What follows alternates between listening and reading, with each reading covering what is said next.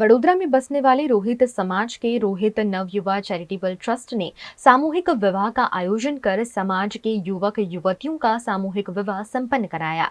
शादी ब्याह के पीछे होने वाली फिजूल खर्ची रोकने के लिए अब सभी समाज द्वारा सामूहिक विवाह के आयोजन किए जाते हैं। ऐसा ही एक आयोजन गुजरात के बड़ोदरा में गोत्री इस्कॉन मंदिर के सहयोग से रोहित नवयुवा चैरिटेबल ट्रस्ट द्वारा आयोजित किया गया, जिसमें रोहित समाज के 7वें सामूहिक विवाहोत्सव में कई जोड़े शादी के बंधन में बंधे। इस मौके पर बड़ी संख्या में रोहित समाज के लोगों की उपस्थिति रही।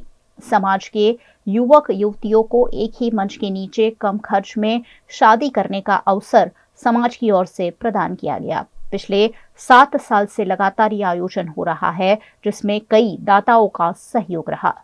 रोहित नवयुवा चैरिटेबल ट्रस्ट द्वारा आयोजित रोहित समाजना समूह लग्न समाजनी दीकरीओने आजे 10-10 दीकरीओना कन्यादान देवाता होय, इस्कॉन मंदिर गोत्रीना सानिध्यमां इस्कॉन मंदिर तरफथी प्रसादी मळी होय, मारा समाज तरफथी अढळक दान मळ्युं होय, मारा आगेवानो तरफथी दान मळ्युं होय, सरस मजानो वरघोड़ो कर्यो होय वरराजानो।